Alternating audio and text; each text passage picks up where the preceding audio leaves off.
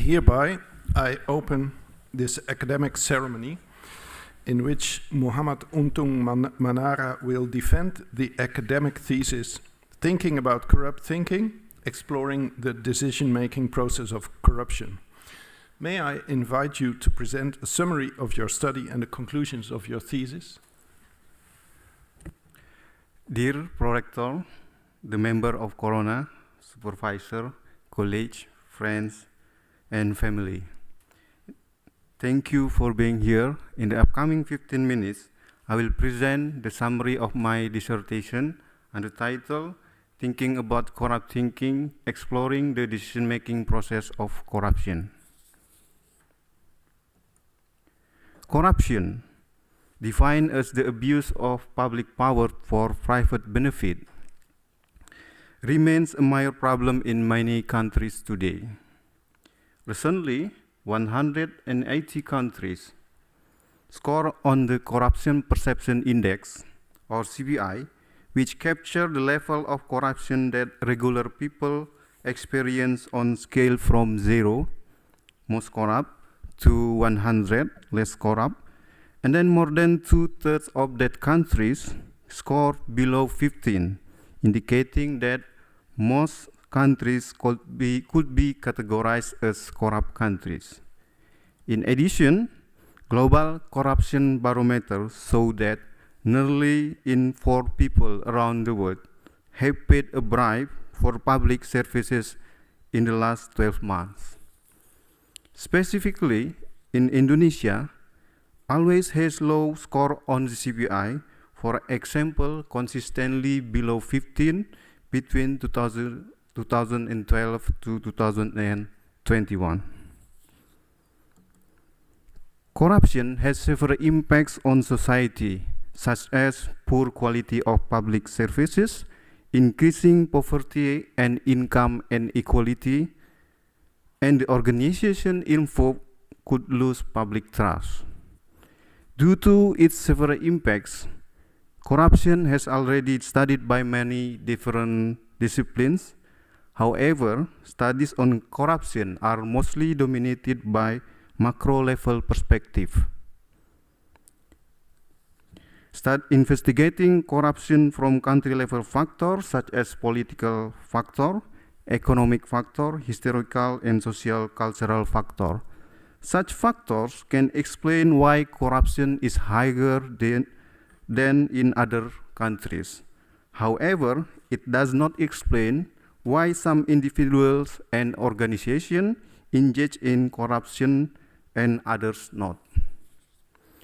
Compared to macro-level factors, there are still limited studies focusing on the micro-level factors, such as individual, organizational, situational factor, as well as intra-individual process. Therefore, this dissertation adopted a micro-level perspective and focused on the following research question. The first research question in this dissertation is that how is the decision-making process underlying corruption characterized? And the second, what are the micro-level determinants that contribute to corruption? And the third, which cognitive mechanism or thinking style may explain the effect of different determinants on corruption? And lastly, what are boundary conditions that moderate the effect of different determinants on corruption? This dissertation presents 3 empirical chapters to answer the research question. Chapter 2 presents a qualitative study to explore the decision-making process underlying corruption, which consists of problem recognition, information search, evaluation, and behavior. We conducted interviews with 38 prisoners convicted of corruption in Indonesia. Regarding the problem recognition, the study found several goals behind participant corrupt behavior. They do corruption for their personal benefit, for their organization, and also for social-oriented goals such as helping the general public. Regarding the information search, what information did participants search before engaging in corruption? Our finding indicated that most of the participants searched for information about corruption that we label corruption-focused content, such as procedure and whether corrupt behavior would lead to any negative consequence or not. Other participants also search for open content information, such as checking alternative options other than corruption. And they got the information from various sources, namely interpersonal sources, for example, based on their own experience and knowledge, interpersonal source, college, for example, college from other organizations, and also impersonal source. In the evaluation stage, the study found that the participants engaged in corrupt behavior for two reasons, pull and push reason. Pull reasons include positive evaluation of corrupt behavior, such as considering the corrupt behavior as safe, not corrupt or relatively common behavior.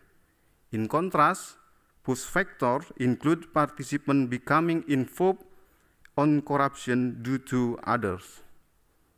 And finally, regarding the behavior, participants engage in several forms of corruption, ranging from the well-known corruption form, for example, bribery and embezzlement, and to the rarely acknowledged corruption form, for example, assisting corruption process.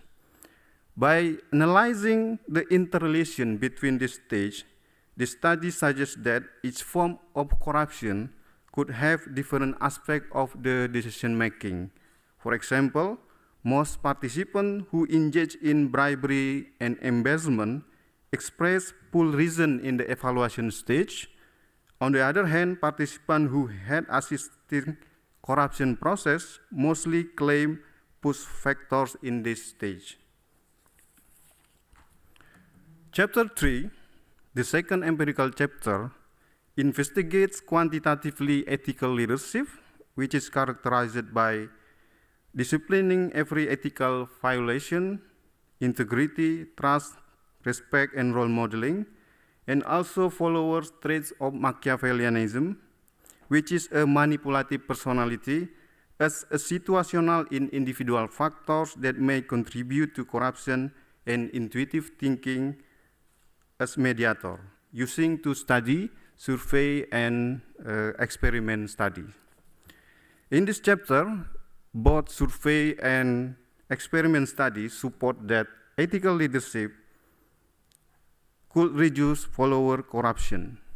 Furthermore, the experiment study revealed that ethical leaders lead their followers to think more intuitive in the corruption situation and lead them to engage less in corruption. In addition, followers trait Machiavellianism interact with ethical leadership influencing corruption. However, the interaction pattern was not consistent across two studies, while the survey study found that when follower Machiavellianism is high, the negative correlation between ethical leadership and follower corruption is stronger. The experiment study saw different results, suggesting that the negative effect of ethical leadership on follower corruption is weaker when follower Machiavellianism is high. Chapter 4, the last empirical chapter, focused on bottom line mentality, which is defined as one-dimensional thinking that revolves around securing bottom line outcome that neglect of competing priorities as individual factor that may facilitate bribing behavior. The study also examined the mediating role of intuitive thinking and rational thinking. This model was tested on within personal level and used diary study design to capture the dynamic nature of corruption by asking participants to report corruption incidents every week within 5 weeks. In addition, trait Machiavellianism was measured on between-person level to see the cross-level interaction effect between Machiavellianism and BLM on bribing behavior, as well as on indirect relationship between BLM and bribing behavior via two thinking style. However, the result of this study found that most of the hypotheses were not significant. These unexpected results may be because of the limited sample. From 95 final participants, only 32 experienced corruption incident within 5 weeks of the diary study. The small sample and small amount of diary study maybe have limited the percent variability of our variable to detect any effect. Still, some additional analysis indicate that trait Machiavellianism was positively related to bribing behavior, in particular corruption situation. From the findings of the empirical chapters, I highlight the following implication on and future research. The first, different forms of corruption had different aspects in the decision-making process. Therefore, research on corruption should focus on specific form of corruption. And the second, how people think in corruption situation could be influenced by situational factors such as ethical leadership. And then based on the inconsistent finding in chapter 3, this dissertation called for more research on the interaction effect of Machiavellianism and ethical leadership on follower unethical behavior using different methodology, for example, experimental design for better conclusion about causality. And lastly, research on corruption should recruit more participants and apply a longer time frame when using diary study design. Finally, I highlight some practical implications of this dissertation. Based on chapter 2, decision makers are advised to tailor their intervention to the specific form of corruption rather than general intervention for all corruption forms. Based on chapter 3, it is recommended that organization and policymakers promote ethical leadership as situational factor that can minimize corruption. And lastly, trait Machiavellianism is individual factor which contribute positively on corruption. Therefore, organization and decision maker may be able to prevent corruption by refraining from hiring individuals who score high on trait Machiavellianism. Thank you. Now I give it back to Prorector. Thank you very much for your presentation. The opposition will be opened by Professor Hulshager, Professor of Occupational Health Psychology at Maastricht University, and she is chair of the assessment committee. Thank you. Dear candidate, first of all, I would like to compliment you on submitting such a nice thesis. You addressed a topic that is very important, but also very difficult to study. So, because corruption is a behavior that does not occur on a day-to-day basis, and that people probably wouldn't admit in engaging in. So therefore, I think it is a particular achievement that you present 3 empirical studies in which you studied corruption in the field and in the lab using different methodologies, and I very much appreciated also the first chapter with the prisoners. Of course, I'm here to discuss some aspects with you, and my question refers to chapter 3 and 4, where you focused on the role of thinking styles in corrupt behavior. And I was somewhat surprised that you didn't consider a person's norms, values, or moral standards, because I would assume that if people have high norms, values, and normal standards, no matter what their thinking style is, they would not engage in corrupt behavior. So I was wondering what your thoughts are on this. Yeah. Dear highly esteemed opponent, thank you for the compliment and the question. Yeah. Regarding the norm and value, in this dissertation, we did not investigate the norm and value in this dissertation. However, the norm and value actually have a contribution to corruption situation. For example, descriptive norm have influence to corrupt behavior of people. More people think that the people around them do the corruption, and the more usually people engage in corruption. Yeah, but in this dissertation we did not investigate that norm, but in our suggestion in the future for future research, we suggest that future research should consider norm whether ethical leadership will be effective when, for example, the descriptive norm of the society have high of corruption.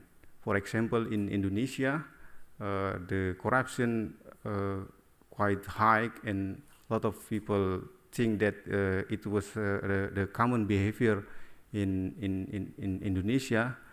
So that we also suggest to study whether the ethical leadership will be effective to reduce corruption when the descriptive norm of corruption is high. Can I a quick follow-up? You referred to the norms in the society or in the country. I was more thinking about a person's individual norms and values. And also, so let's say you get 100,000 euros and you can do another study and consider that. What would you do? So which kind of norms or values would you consider, and on which path of your model? Yeah. People think in the corruption situation actually could be influenced by many variables. We focus on the Machiavellianism and ethical leadership that may influence this thinking process. Yeah. For example, the norm that maybe will have influence. For example, moral norm, and also related to moral norm should be influenced to the thinking process in the corruption situation. Yeah.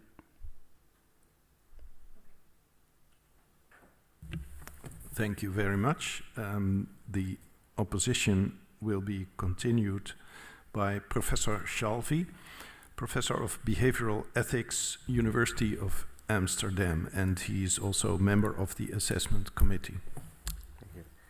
Dear candidate, let me join in congratulating you for standing here today, defending your work. You've done a lot. As was mentioned, you've used different methodologies in the field, in the lab, so this is wonderful. You have a lot to be proud of, but obviously, like the others, I also have questions. So let's go for the first one. It's about chapter 2. So on page 25, you write that your study focuses on why and how the cognitive motivational stages that occur before, that's my emphasis, before individuals conclude that corruption is the best option to reach their goals.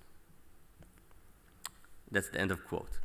So trying to understand why someone would choose a corrupt path is clearly important. Like you just indicated in your presentation, it allows us to perhaps figure out ways to fight corruption. So that's very good. To answer your question about the cognitive stages leading to engagement in corruption, you interviewed 38 convicted criminals who have engaged in corruption. It's extremely impressive that you managed to conduct these interviews. So that's very unique and great. My question is about the extent to which people that you have interviewed were able to determine the reasons for their actions in retrospect. Years of research on cognitive dissonance reduction teaches us that people want to have a consistent story about their behavior. When reflecting on their actions, people tend to rationalize those actions in a way that makes it seem as if they have acted in a consistent, logical way. Given the evidence about cognitive dissonance reduction and the way it shapes the way people think about their own actions, my question to you is, does interviewing them get us closer to understanding the causes of corruption, or perhaps the narratives those individuals developed to justify their corrupt behavior? I'm curious about your thoughts about it. Yeah. Dear highly esteemed opponent, thank you for the compliment and the questions. Yeah, regarding the answer of participant in chapter 2, yeah, there's a possibility that the answer could be the rationalization of or justification of their unethical behavior and related to retrospective bias. Yeah, in this study, we consider that that bias in this study because corruption is a sensitive issue and then also illegal behavior, so that people maybe when we interview the prisoner in the jail, the answer could be not really the fact that they do before they do when they did corruption, instead of but it will be just rationalization. Yeah, we try to minimize this bias in this study. We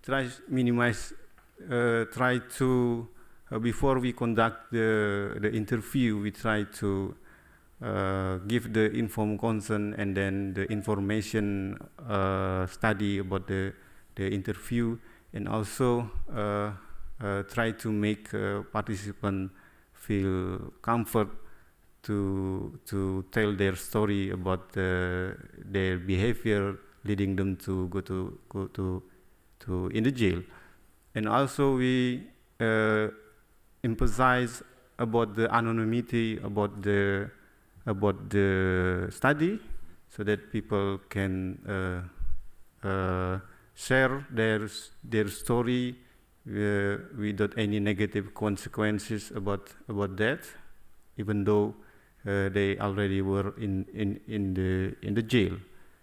Yeah, so that and also looking at in the end to our finding, some participants did admit that they engage in corruption, for example, bribery and embezzlement.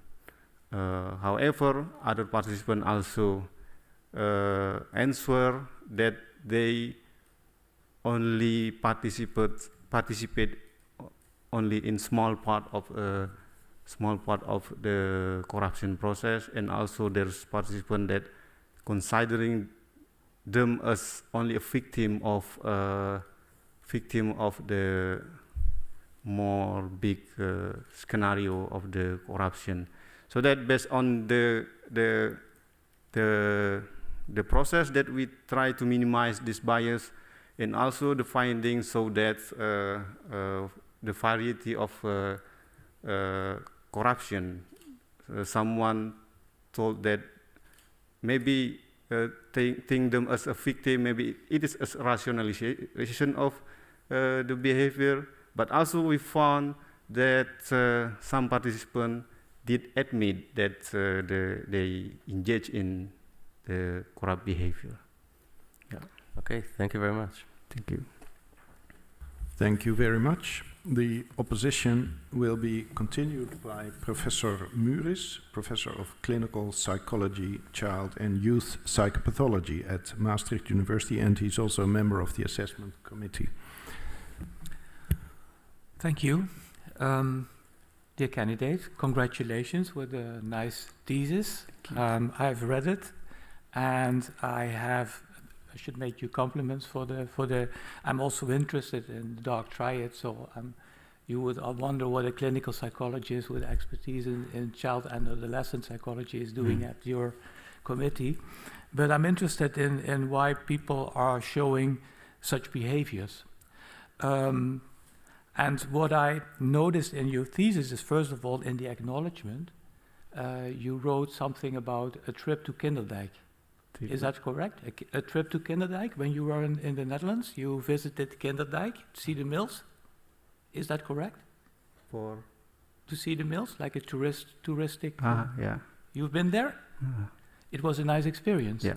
And my first question is, did you experience corrupt behaviors of the authorities there when you were visiting Kinderdijk? Yeah. You experienced corruption? Yes. Sorry? No. Yes. In acknowledgement, I did that. I said that I visited Kinderdijk with my colleagues from Indonesia. Okay. Yeah. And were there people who tried to corrupt you during the trip? Who? Who said, okay, you need to pay some money now before you go to the mills or whatever? No. It didn't happen? Didn't happen. So, okay, so during the trip, no corruption in the Netherlands? No. Okay, Yeah. it's good, Yeah, it's good. thank you. But listen, I'll tell you my story. I was in Israel, and I heard about going to Jordany. Like in Jordany, that is the country next to Israel, and there was a beautiful temple in Petra. It's really nice place. So it's also a touristic attraction, and I wanted to go there. So with my wife, I decided to go over the border from Israel to Jordany, and then we came to the border, and there were like people saying, "No, you cannot go. We need to pay money." And they said, "Where are you from?" I said, "We are from the Netherlands." Okay. And we were with a Belgian couple, and we had to pay a certain amount of money, but it was double as the Belgian people, because we were from the Netherlands and they were from Belgium. So the first thing. Then we crossed the border, we came in Jordany, and then we had a guide, and he said, "Okay, listen." He said to my wife, "You need to cover your head." But it was warm, we didn't have clothing, so we had a problem. He said, "I will penalize you, you get a penalty now. You need to pay us money." The guide said, another person said to us, "Give him some money and he will be silent." And it worked. We gave some money and we could proceed, and we had a really nice day in Petra. Okay? So why I'm telling you this? I'm telling this because there are, and I also saw this in your presentation, there are big differences across the world between countries. So, for example, in a country like the Netherlands, corruption is, well, it will be there, but it's not clear, it's not that high. Whereas, for example, in countries like Jordany or Indonesia, where you're from, it's much more higher. And I was really surprised to see in your chapter 3 that you didn't show a difference between, well, there was no effect of culture on your corruption measure. On page 81, I read that you noted this, and you also find it a rather surprising result, I guess. So my question really is why didn't you show this cultural effect? Why didn't you find it in your data? Because I would expect that culture would have an influence on corruption, right? Yeah. So that is my question. Yeah. Dear highly esteemed opponent, thank you for the compliment and the question. Yeah, regarding the culture, indeed that culture have role on the corruption. For example, based on the corruption perception index, of course, Indonesia, for example, always have low corruption score on CPI, and also in the Netherlands, they a little bit high in the corruption perception index, so that indicating that they have least corruption in this country. Yeah, in chapter 3, we didn't find the differences between Europe and Indonesia about corruption. There's no correlation between Indonesia and Iran. Yeah, but in reality, we see that the differences about that. Yeah, why I did not find the differences in the data? It could be because of the methodology that the measurement that we use regarding the corruption. We measure corruption in this study using survey study that indicating whether people giving money in the last 6 months and so on and so on. Yeah, it could be the instrument that maybe make it not significant contribution, and also maybe because of the bias of social desirability bias could be have a role in this result that maybe make people not really open to answer the corruption when they answer the scale. Yeah. Okay. Thank you. Thank you.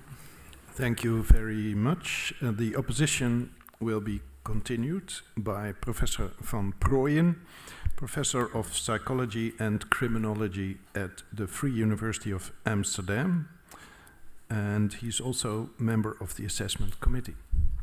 Thank you. Dear candidates, let me also start by congratulating you on this interesting thesis. It addresses an important and interesting topic, I think, and it is very well written. And like some of my colleagues, I was also impressed by the methodological breadth that you display. In particular, you combine the qualitative study with a field study, an experiment, and a longitudinal diary study. And also, most of your data comes from Indonesia, which I also think is important because most of the knowledge in psychology is based on United States or European sample, and I think that's very worthwhile. Yeah, my question is actually sort of a follow-up on the question of my colleague, Charles Shalvey.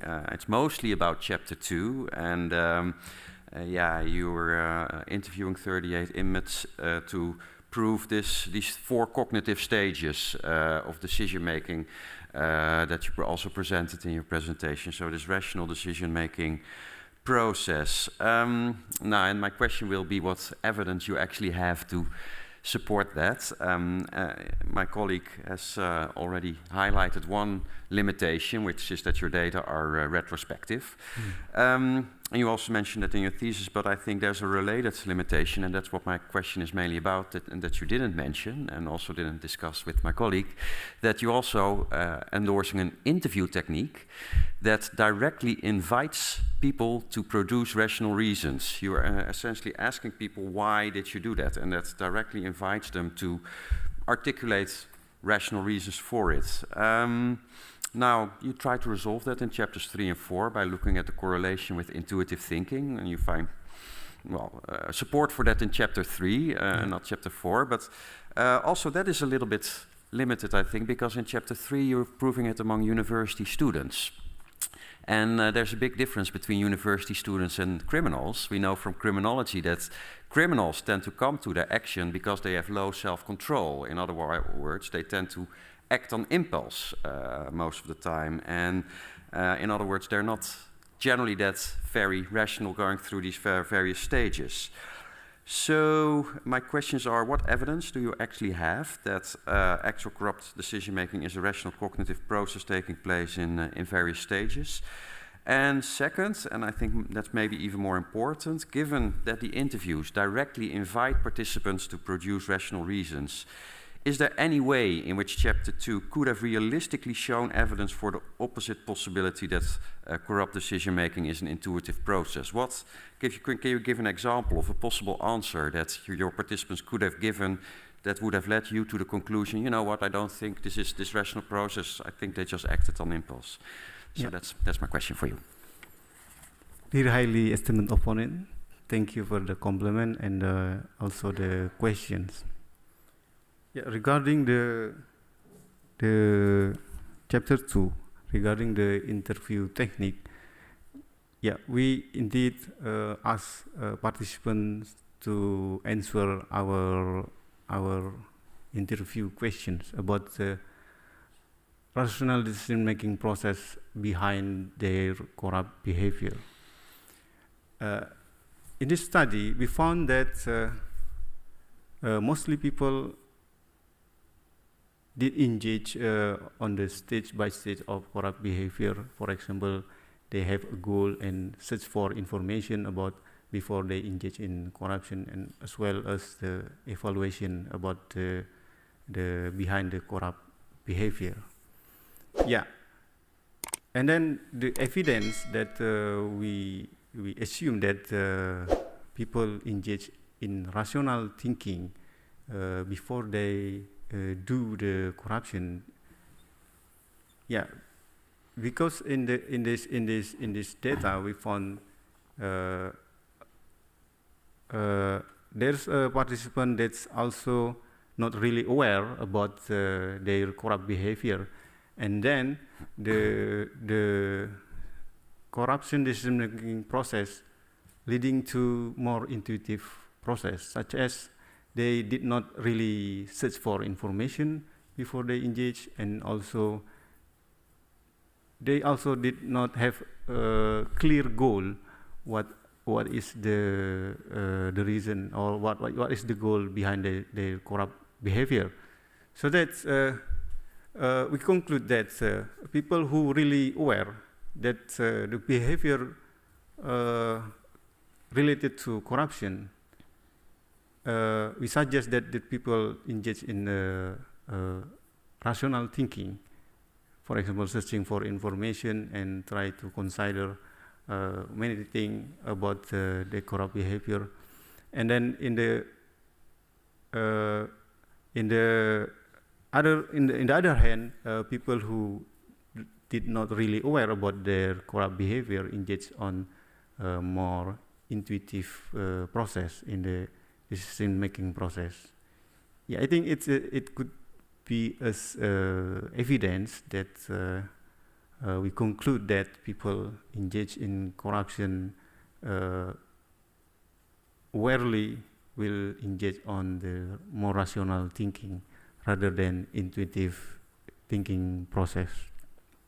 And regarding chapter 3, we did found that people who engage in intuitive thinking and then lead them to less corruption.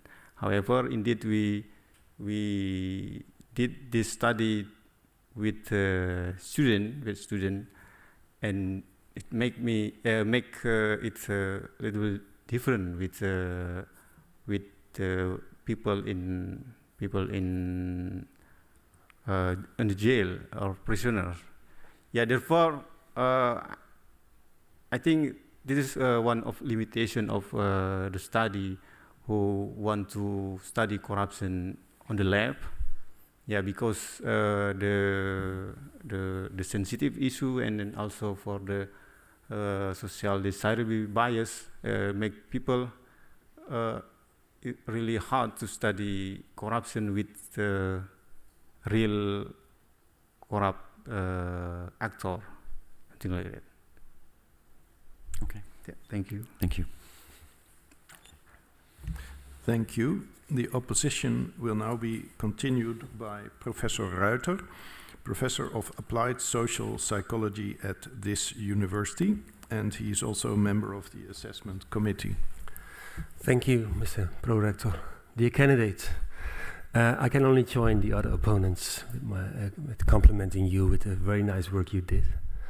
I think it must also have been difficult to do in a context that's in a country that scores very low on the corruption index, poorly scores there. So I think very well done. And indeed, you really master different kind of methodologies. And also it was very pleasant reading. I prepared several questions, but it will not be a surprise to you that from my expertise and interest, I would like to talk about interventions and change. But I was, maybe I already highlighted this to you, but so at several places you speak about, okay, we need to do some interventions. Interventions are needed, and you talk more specifically about tailored interventions. But also listening now to you today and thinking back about my readings, and I'm just wondering, are you ready for suggesting interventions? And do you think you're already ready to make the step to thinking about possible behavior change, other kind of interventions that you could do to fight corruption at the micro level? Yeah. Dear highly esteemed opponent, thank you for the compliment and also for the questions. Yeah, regarding the intervention, indeed in this dissertation we suggest for organization or decision maker to promote ethical leadership for minimize corruption in the micro level perspective. Do I ready for the intervention?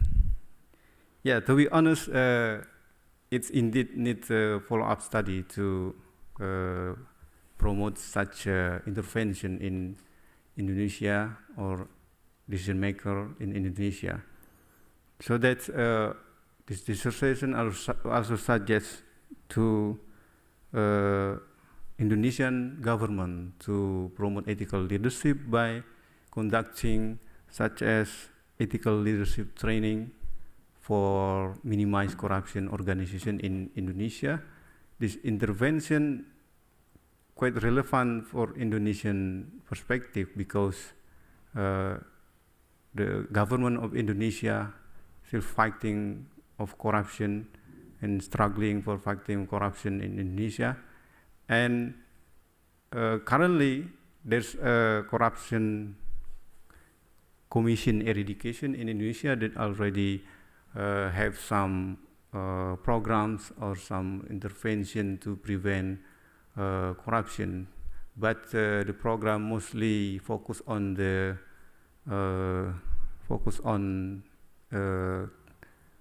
people who already engage in corruption, but not really thinking about the prevention program. So that I would suggest to Indonesian government to take a prevention program, and then based on this dissertation, I suggest to promote or design such as ethical leadership training for Indonesian government. Okay. Do you think that will be the solution to the problem? I'm just wondering. I would argue that at this time you don't have the full understanding yet of the problem and what targets people's behavior. And ethical leadership is one environmental factor that might influence people's behavior. But also there, the question is, okay, what drives leaders into ethical leadership? What are possible determinants there? What are possible factors? And how does it affect then people's individual behavior when it comes to corruption? So wouldn't it be that if my proposition would be, well, you're not just ready because you do not have sufficient understanding of what is the whole mix of factors determining the problem? Yeah. Do you agree, or do you think you can already? Yeah, I do agree about that. Yeah. Indeed, corruption is a big problem and complex problem. It's a lot of variables that contribute to corruption. For example, from the macro perspective, there's also culture, economic and political factor that contribute to corruption, and also other variable. But still, I still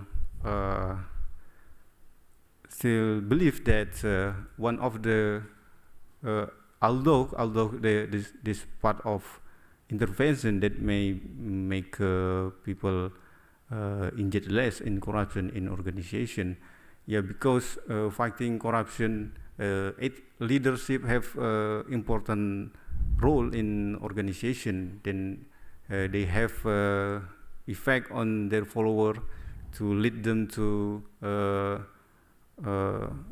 the behavior that acceptable for society, for something like. So that's although corruption is complex problem and a lot of variables that contribute to this behavior, I still suggest, based on this research, to clear. Yeah, thank you very much. You. Thank you. Thank you very much. The opposition will now be continued online by Dr. Luffy Tianto. He's Associate Professor of Mental and Behavioral Processes and Social Relations at Universitat Gadjah Mada, Indonesia. Right. Dear candidates, first of all, congratulations for tackling the sensitive issue of our country, Indonesia. And I know that it must be really, really challenging to collect data with conflicted, and then there have been challenges like organizationally and individual as well. So my question would be on chapter 2, when you collected data from Indonesian sample, do you think your finding on chapter 2 applies for general population, specifically for the conceptual model of decision making on figure 1.2, or is there any specific cultural orientation which possibly make the finding different? I know that statistically in other chapter you did not find any differences, but maybe qualitatively you can or you could predict that something can be different.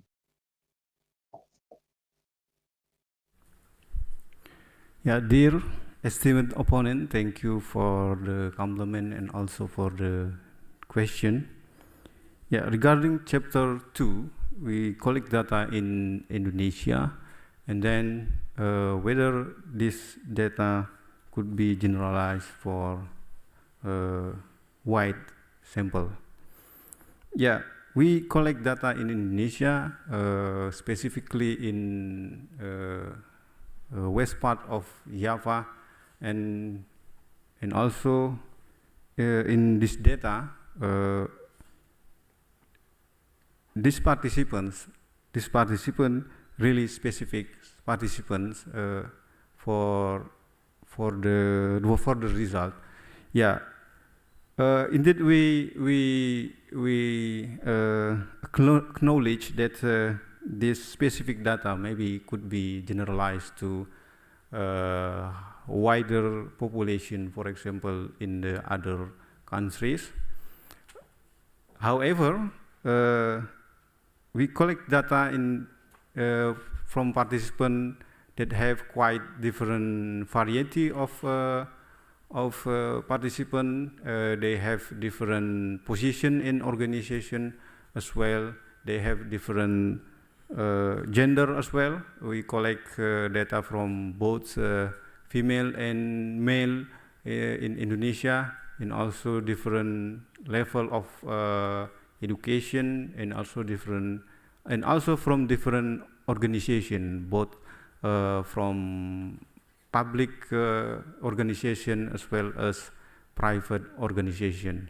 So that the variety of our sample may make the result could be generalized for wider population. However, still it still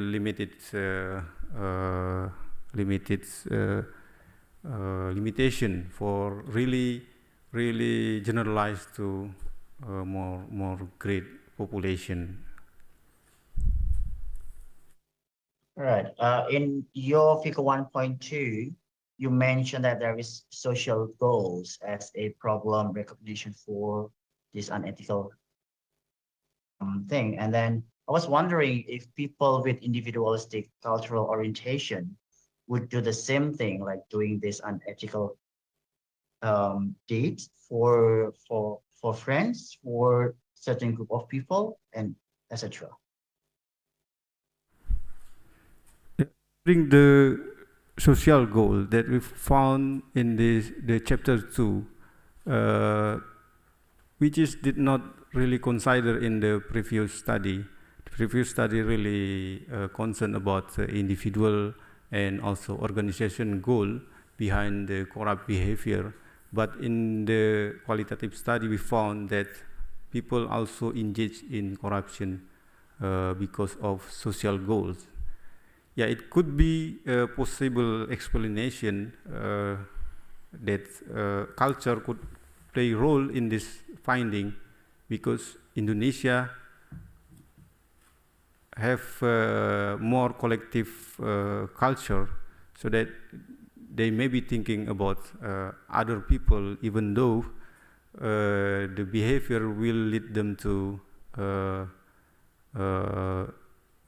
risky behavior such as corruption, and yeah, it could be play a role for the finding. But also there's a study that also found that social goal have play role in the corruption process, and then this study conducted in the also qualitative study and conducted in the Netherlands. Yeah, maybe also found in the other culture. Thank you. Thank you very much. The opposition will now be continued by Dr. Massar, Associate Professor of Applied Social Psychology at this university. Thank you. Dear candidate, also for me, compliments on the dissertation, the book, but also on your perseverance in finishing the whole process, because I know you had some challenges along the way, so it's really nice to see you here today. My question is about Machiavellianism, because on page 116 in your general discussion, you state that Machiavellianism is a trait that leads to negative organizational behaviors. And also in your presentation, you also mentioned maybe organizations can hire people who score low. But if I read your chapters 3 and 4 carefully, I don't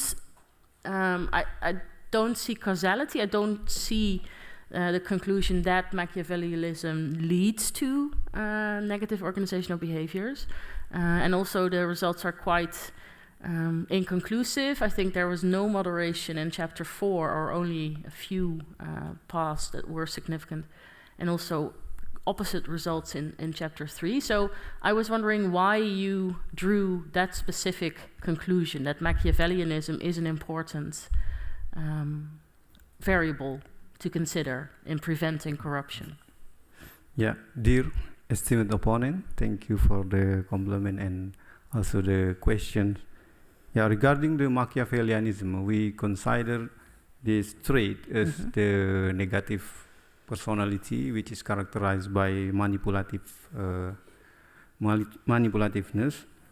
And we thinking about these traits in chapter 2, in chapter 3, we found that the Machiavellianism have high correlation on corruption, and also this trait of Machiavellianism. In the experiment study, we found that this trait could hinder the effectiveness of ethical leadership in reducing corruption, as well as in the chapter 4. Even though we did not find our support for our hypothesis suggesting the moderating effect on the corruption to ethical leadership on corruption, but still there's still a correlation. There's still positive correlation about trait of Machiavellianism that have strong positive correlation to corruption. So that based on these results, we suggest that organization could prevent corruption by avoiding people who have high trait of Machiavellianism. So that we suggested for. Yeah, my only concern is that maybe people who work in a very corrupt environment also start to become more strategic and manipulative in their behaviors because they can afford to do so. So couldn't it also be the other way around, that the organization causes higher scores on Machiavellianism? Is that possible, do you think? Yeah, it is possible. Yeah, because people who have high on Machiavellianism has already on organization could be have tendency for corruption. It's really possible. So that's but in dissertation we more emphasizing the suggestion for the selection process to avoid people who have high on trait of Machiavellianism. Yeah, indeed, but for the measurement process, it's not really easy to measure how to detect people who have a Machiavellianism trait. So that's I think needs more innovative measurement to detect of Machiavellianism traits, so that people who have high Machiavellianism could be avoided to join the organization. Yeah. Yeah.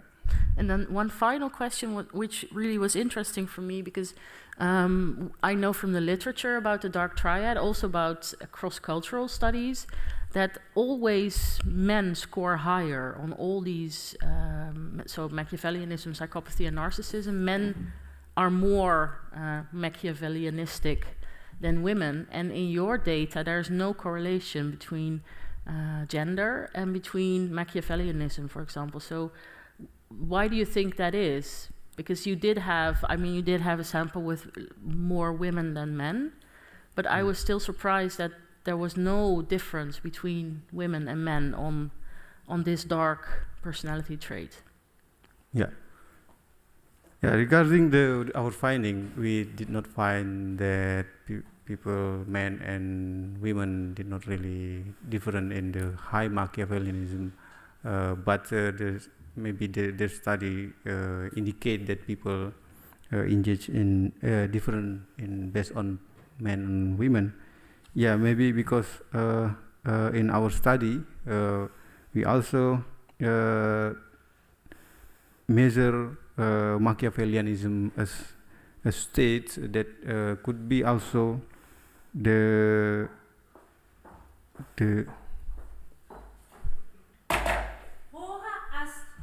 You can finish your sentence, your answer. Yeah, but briefly. Yeah, because we in the study we measure Machiavellianism with same scale. In this dissertation could be limitation that could not find any effect from different gender. Thank you very much. Muhammad Untung Manara, the time appointed for defending your thesis has passed. The degree committee will now withdraw to discuss the quality of your thesis and your defense. I request that you and your company await the results of our deliberations and our return in this room.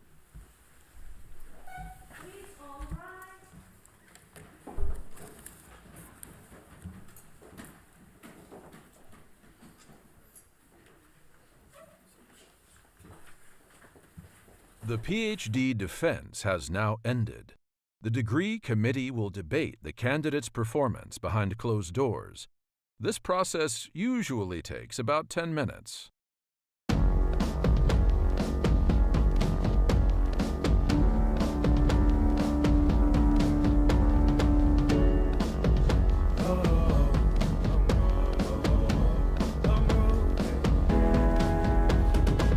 Long road to the south side. 7 miles in my rearview mirror, I know what it felt like. My goal's only getting clearer, east side to the west side. No place like home, if it's questions that you've got, go the extra mile and die.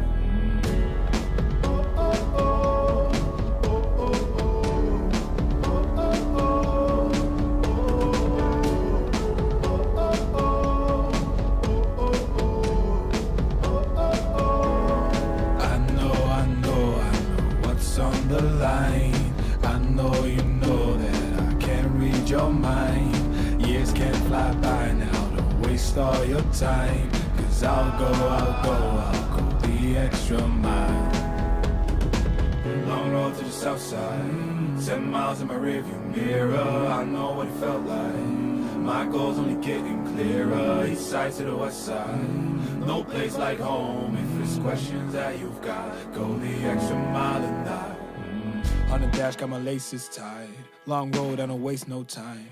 Break rules because fate decides. With the team and we chase the light. I make a move, fall down, shake it off. I hate to lose, bad branch, break it off. No room for negativity, praise and love. Prepare for deep part cause we're taking off. Take the mileage, traveling so far from home. Gathering knowledge, other connections.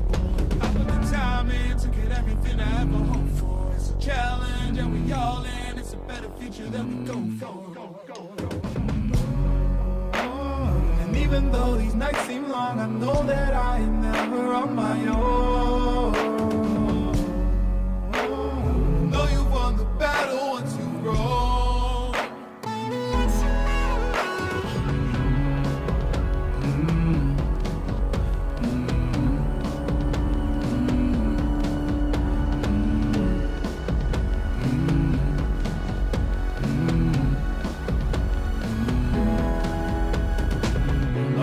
South side, 10 miles in my rearview mirror, I know what it felt like. My goal's only getting clearer, east side to the west side. No place like home, if it's questions that you've got, go the extra mile and die. Long road to the south side, 10 miles in my rearview mirror, I know what it felt like. My goal's only getting clearer, east side to the west side. No place like home, if it's questions that you've got, go the extra mile and die.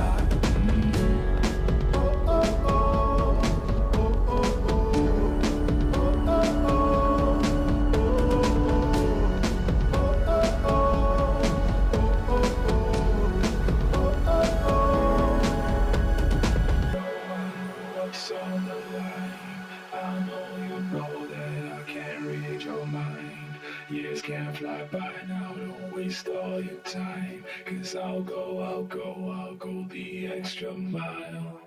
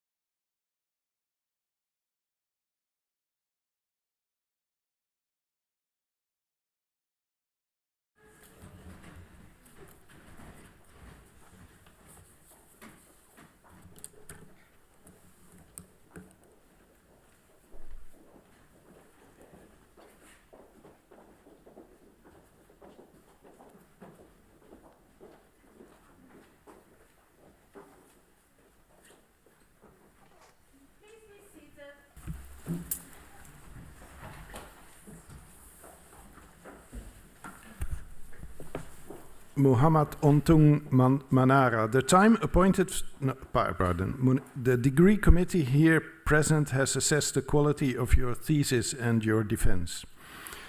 In view of its positive verdict and taking into account your previous qualifications, the degree committee has decided to grant you the degree of doctor. Professor Zijlstra is authorized to confer upon you this academic distinction in accordance with Dutch university custom. I invite your supervisor to now take the floor. Please all rise. Dear Untung, before I do so, I have to ask you a question. Do you promise to work in accordance with the principles of scientific integrity? I promise. At all times. Well, at all times. To careful and honest, transparent, independent and responsible. Without corruption. I promise. Thank you. By the authority vested in us by law and in conformity with the decision of the committee here present, I hereby confer upon you, Mohammed Untung Manara, the degree of doctor and grant you all rights attached by custom and law.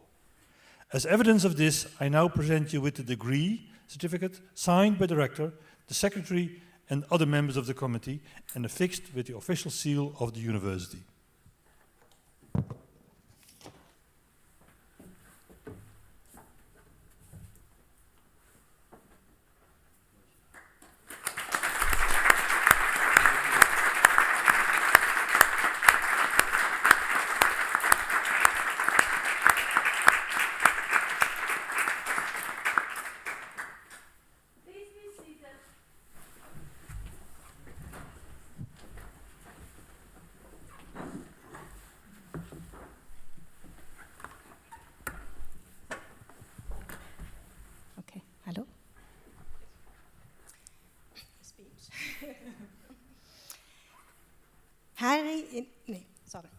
Dr. Untung, keluarga dan sahabat.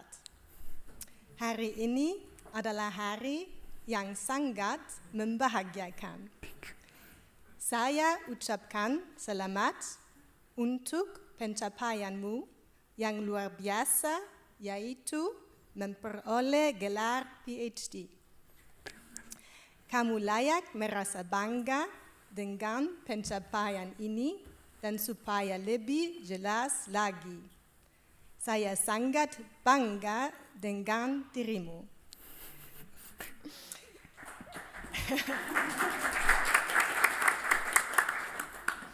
Dear Untung, my sincere congratulations. Your PhD journey has now reached the end, and I'm so happy for you and us that you made it. You have really made great progress during those years and learned so much, but also I, as one of your supervisors, have learned a lot from you in return. Great. Dear Dr. Manara, also on behalf of me, warm congratulations. And this day is for you to celebrate, but also for your family and friends to have a little bit of insight of what you have actually been doing all this time. So we will do this speech in turns, me and Annika, like we have done many of our meetings, and then we will look at Fred and see whether he also agrees. So that is what we will be doing. Yeah, so although Untung is more of the quiet type, and it is sometimes hard to know what he really thinks when giving you his friendly smile, Untung is determined and strong and managed a lot of challenges. For example, I truly admire your courage to go new avenues to study corruption. Other researchers sit behind their desk, administer online questionnaires or run lab studies, but not so Untung. You did not shy away to look corruption in the eye and convince prisoners in Indonesia to tell you their stories. We were actually quite happy that you made it back to us. So as a bit of reflection on a PhD process, and I think you have actually done a lot of rational thinking about this process. Sometimes people think about a PhD like it's easy, right? All you need is this great idea, and then you just do the study and you just write it up. And one might wonder why this can possibly take so long. But actually a PhD is much more like a roller coaster. So you go up and down, and sometimes you make a few loopings, and then at the end you hope it's okay. And in a similar way, I think your project has had quite a few challenges, quite a few parts where it went fast and then slower up. In essence, you did start with this idea, and I still find that idea very exciting, that actually corruption is not something people do from one day to the next, but a lot of thought might go into this. And a lot of thought has gone into the process of your thesis as well. Yeah, Untung, you also took on the challenge to come to a foreign country with a completely different culture, not alone, but with your whole family, including 2 little girls. And yeah, that Untung also managed to adapt to the Dutch culture was immediately clear when spotting him on a bike with his kids, one in the front, one in the back, bringing them to daycare the Dutch way. The Dutch way. We're doing this really well. Okay, next to challenges in the process, there have also been a lot of challenges in the world. So a lot of your thoughts have gone not only into corruption, understanding other people's thought processes, but also into 2 international moves, into dealing with the circumstances of COVID, into dealing with online supervisions, into at some point teaching your students in Indonesia on WhatsApp. I know we have talked about this. So there were a lot of different circumstances. And it's good that all the rational thinking throughout has never made you take the decision that you should take ethical shortcuts like some of the participants have done. In addition, we as a supervisory team, we have demanded quite a bit from you, quite a lot. So we have definitely pushed you to not fall into bottom line mentality. And the results of that are actually quite visible. So you can be very proud of your thesis. I will echo what Annika said there. You can be really proud of a thesis that has lots of different methodology, and that you have taken up the challenge of learning all of that. So to close, dear Untung, I hope that you will keep your curiosity and determination, and also your friendly smile, also in the future. And I wish you all the best for whatever journey you will be taking on next. Sekali lagi, selamat dan sukses untuk karirmu di masa yang akan datang. Terima kasih.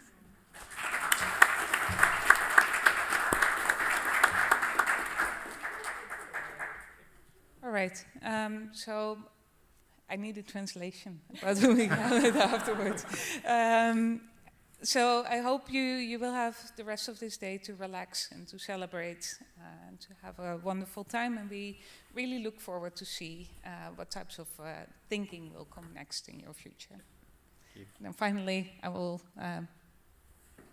give the microphone to Fred. Okay, yeah, well, for me, this is always as it's been. I mean, the girls did all the talking, then Mohammed, and then I have the last word. Okay, but also from my perspective, congratulations, and I would also like to extend the family and friends to this day, and congratulations, because you made us really proud. You came a long way, you have done a remarkable job, and you have well deserved this degree today. So congratulations, and enjoy the rest of your day and career. Thank you.